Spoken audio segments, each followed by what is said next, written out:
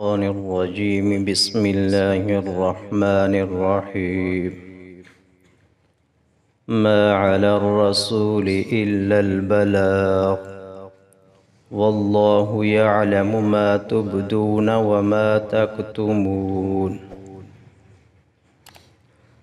قل لا يستوي الخبيث والطيب ولو أعجبك كثرة الخبيث فاتقوا الله يا أولي الألباب لعلكم تفلحون۔ سورۃ مائدہ آیت نمبر 99۔ پیچھے اللہ تعالیٰ نے احکامات بیان فرمائے تھے کہ احرام کی حالت میں شکار کرنا حرام ہے، حرم کے اندر شکار کرنا حرام ہے، اور بھی احکامات بتائے۔ پھر اللہ نے فرمایا کہ اگر تم ان احکامات پر عمل نہیں کرو گے وَاتَّقُوا اللَّهَ الَّذِي إِلَيْهِ تُحْشَرُونَ، یاد رکھنا اللہ کی بارگاہ میں ضرور حاضر ہونا ہے۔ اور پھر فرمایا وَأَنَّ اللَّهَ بِكُلِّ شَيْءٍ عَلِيمٌ، اللہ تعالیٰ ہر شے کو جانتا ہے۔ اور پھر فرمایا ان اللہ شدید العقاب، اللہ تعالیٰ سخت پکڑ والا ہے۔ اب یہاں فرمایا ما علی الرسول الا البلاغ، رسول کا کام اللہ کے احکامات کو لوگوں تک پہنچا دینا ہے، ماننا نہ ماننا یہ لوگوں کا کام ہے، اس راستے پر چلنا نہ چلنا یہ لوگوں کا اپنا عمل ہے جس پر پکڑ ہے۔ پیغمبر کا کام، تمام پیغمبروں کا کام یہی ہے کہ اللہ کے احکامات کو من و عن اپنے امت تک پہنچا دینا ہے۔ جیسے کہ ایک سوال بہت سے وہ نبی کریم صلی اللہ علیہ وسلم کی سیرت پر اٹھتا ہے کہ کچھ ایسے بھی لوگ ہیں وہ کہتے ہیں کہ نبی کریم صلی اللہ علیہ وسلم نے خلافت کا معاملہ چھپایا تھا۔ سیدنا صدیق اکبر رضی اللہ تعالیٰ عنہ اور سیدنا عمر فاروق رضی اللہ تعالیٰ عنہ کی وجہ سے خلافت کا معاملہ چھپایا تھا۔ یاد رہے قرآن کریم کی اس آیت سے یہ عقیدہ، یہ بات خلاف ہے۔ اور پھر یہ ہے کہ قرآن کریم کی کچھ ایسی بھی آیات ہیں کہ جو چھپا دی گئی ہیں، جیسے کہ ان کی اپنی من گھڑت روایات میں ہے کہ سورۃ نساء یہ سورۃ بقرہ سے بڑی تھی، اس میں اہل بیت کے فضائل اور مناقب تھے، کچھ حضرات نے وہ آیات ختم کر دی۔ یاد رہے یہ نہیں ہے الا البلاغ، پیغمبر کا کام یہ ہے من و عن ساری چیزیں امت تک پہنچانا ہے، مستحب عمل بھی مباح عمل بھی پیغمبر کے اوپر فرض ہے امت کو پہنچائے۔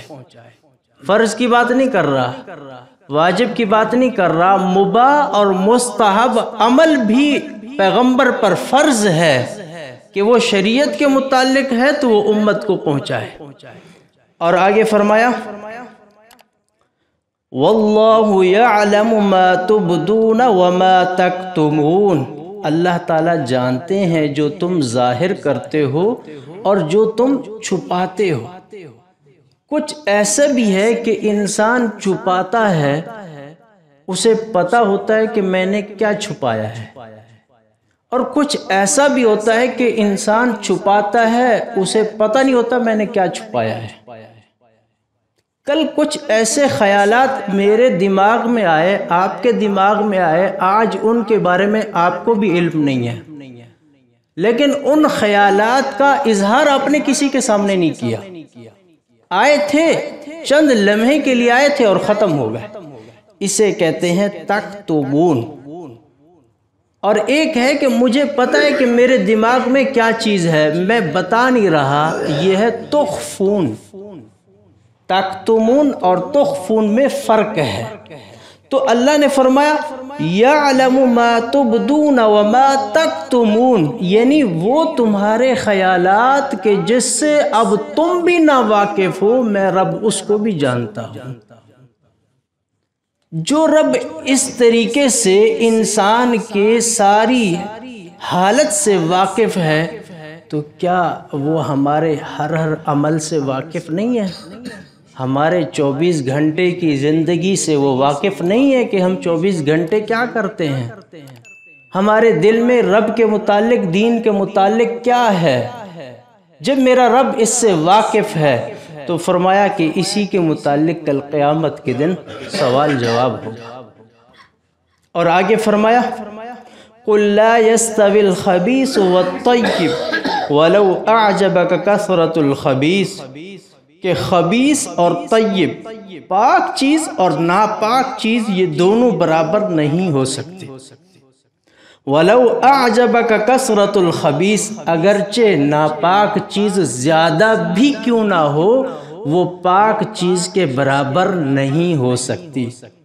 ذخیرۃ الجنان میں ہے کہ خبیث اس چیز کو کہتے ہیں جس کا تعلق کسی دوسرے کے ساتھ بھی ہو۔ طیب وہ مال ہے کہ جس کا تعلق صرف ایک ہی ذات کے ساتھ ہو۔ پاک اور ناپاک، میرا گھر اگر میری اپنی ملکیت میں ہے اور میں ہی اس کا مالک ہوں، وہ میرے لیے طیب ہے۔ میرا گھر کہ میں اس کے اندر بیٹھا ہوں لیکن میری بہنیں اس میں وارث ہیں، میں ان کو حصہ نہیں دے رہا، وہ گھر میرے لیے خبیث ہے۔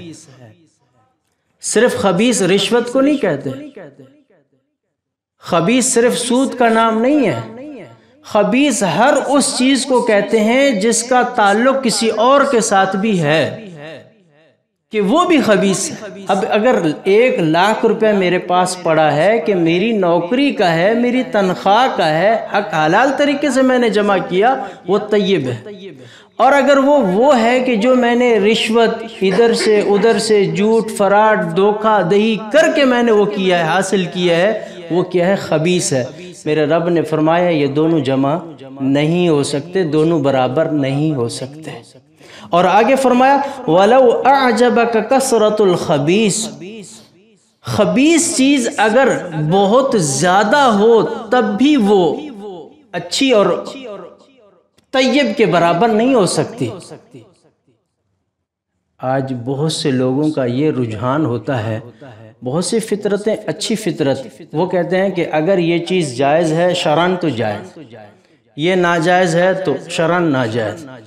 بہت سے لوگوں کا معیار کثرت رائے پر ہے، جس کو ہم کہتے ہیں جمہوریت، کہ جمہوریت میں کیا ہے کہ کثرت رائے، کثرت رائے اگر ایک گدھے کے وزیر اعظم ہونے پر بھی متفق ہو جائے تو وہ وزیر اعظم، یہ جمہوریت۔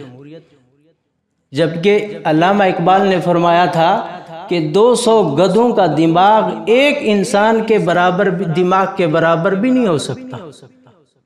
لیکن معیار کیا ہے؟ وَلَوْ أَعْجَبَكَ كَثْرَةُ الْخَبِيثِ، کہ یہ خبیث چیزیں، بہت سے لوگ وہ کہتے ہیں اتنے بڑے لوگوں اس میں شامل ہو گئے، یہ کیسے گناہ ہو سکتا ہے؟ اتنے لوگ اس میں عمل وہ کر رہے ہیں، عمل دخل کر رہے ہیں، یہ کیسے غلط ہو سکتا ہے؟ قرآن کہتا ہے کہ نہیں، وَلَوْ أَعْجَبَكَ كَثْرَةُ الْخَبِيثِ، کہ اگر کثرت رائے کسی گناہ کے گناہ نہ ہونے پر ہو جائے تو کیا وہ گناہ ختم ہو جائے گا؟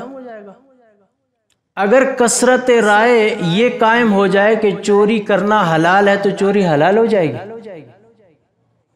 تو جو چیزیں شریعت کے مطابق ہیں، شریعت کے احکامات اس کے اندر بالکل واضح ہیں، اس میں کثرت رائے کا اعتبار نہیں ہے۔ ہماری جو اسمبلیوں میں رائے پیش ہوتی ہے، ٹرانسجینڈر جو بل پاس ہوا تھا کہ انسان اپنی جنس تبدیل کر سکتا ہے، اب کثرت رائے سے ہو گیا کہ کر سکتا ہے، شرعاً ہو گیا۔ 18 سال سے کم والا بچہ جو ہے یا بچی وہ نکاح نہیں کر سکتی، یہ کثرت رائے سے بل پاس ہو گیا، کیا ہو گیا؟ اب جائز ہو گیا، اب ٹھیک ہے یہ۔ تو یہ زنا بالرضا، کہ مرد اور عورت باہم رضامندی سے زنا کریں تو اس پر کوئی حد جاری نہیں ہوگی، یہ بل پاس ہو گیا، یہ جائز ہو گیا؟ یہ جمہوریت کا ہے، یہ وہ سور ناسور ہے، یہ وہ قوانین ہیں جو ان لوگوں نے ہمیں دیے ہیں کہ جمہوریت یہ ایک ایسی چیز ہے جو بالکل شریعت کی طرح تو نہیں، بالکل اس جیسی ہے، انسانیت کی فلاح اس میں ہے۔ ہمیں یہ نظام دینے والے خود آج اس جمہوریت کی دھجیاں اڑا رہے ہیں۔ کس ملک سے فلسطین کی حمایت میں لوگ نہیں اٹھے، پھر حملے رکے ہیں؟ وہ جمہوریت دینے والے ہیں نا، انہی کے اپنی گڑھ کے اندر یہ فیصلے ہوئے ہیں، ان کی عوام اٹھی ہے روڈوں کے اوپر، بلکہ مسلم ممالک سے بھی زیادہ لوگ ان کے روڈوں پر آئے ہیں کہ بھئی یہ جو ظلم ہو رہا ہے غزہ کے اوپر، فلسطین کے اوپر، یہ بند کیا جائے۔ تو جمہوریت کے علمدار اب کہاں ہیں؟ یہ جمہوریت صرف مجھے اور آپ کو دھوکہ دینے کے لیے، مسلمانوں کو خاموش کرانے کے لیے یہ ہمارے اوپر لاگو کی گئی ہے کہ اب اگر اسمبلی کے اندر مسلمانوں تمہارے اسمبلی میں یہ بل پاس ہو جائے کثرت رائے کے ساتھ کہ شراب خانہ حلال ہے تو حلال ہے، ان مرد اگر اپنی جنس تبدیل کر کے وہ عورت بننا چاہے، کثرت رائے سے اگر تمہارے بندے وہ کر دیں تو وہ اب تمہارے لیے جائز ہو جائے، کیا شرعاً ایسا ہو تو ہو جائے گا؟ ہم اس سے دستبردار ہو سکتے ہیں، بریو ذمہ ہو سکتے ہیں؟ ایسی نظام کا ہم حصہ نہیں بن سکتے، لیکن اس نظام کو بہتر کرنا یہ ہماری ذمہ داری ہے۔ کہ انسان کیا چاہتا ہے؟ انسان یہ چاہتا ہے کہ ہم کسی کے ماتحت کام کریں، لیکن ہم جس کے ماتحت کام کریں کم سے کم وہ دین اسلام کو سمجھنے والے ہوں۔ اسی لیے ووٹ ہوتے ہیں، اسی لیے انتخابات ہوتے ہیں، اسی لیے کسی کو بڑا بنایا جاتا ہے۔ اگر کسی کو بڑا نہ بنائے تو وہ ایک گھر بھی نہیں چل سکتا، تو ملک کیسے چل سکتا ہے؟ تو اگر گھر کے سب بندے بڑے بن جائیں تو وہ اس گھر میں امن اور سکون ہو سکتا ہے؟ یقیناً نہیں ہو سکتا۔ کسی ایک کو بڑا بنا کے رکھنا پڑتا ہے کہ اس کا فیصلہ ہمارا فیصلہ ہے، بس اسی کے لیے یہ ووٹ ہیں اور یہ جمہوریت اسی کے لیے ہے۔ باقی جمہوریت کو ہم اتنا اختیار دے دیں کہ یہ اگر کسی گدھے کو کہیں کہ اس کا گوشت حلال ہے تو وہ حلال ہو جائے گا، نہیں، ایسا نہیں ہو سکتا۔ اور آگے پھر فرمایا فَاتَّقُوا اللَّهَ يَا أُولِي الْأَلْبَابِ،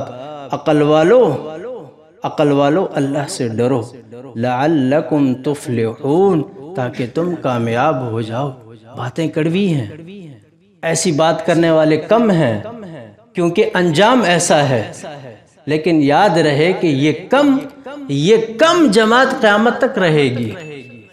کثرت اس کا معیار نہیں ہے، دین کا معیار کثرت نہیں ہے، کثرت اعمال یا کثرت مسلمان نہیں ہے، بلکہ ایسے مخلصین محبین کی جماعت ہے جو قیامت تک رہے گی، انہی کی بدولت یہ دین رہے گا۔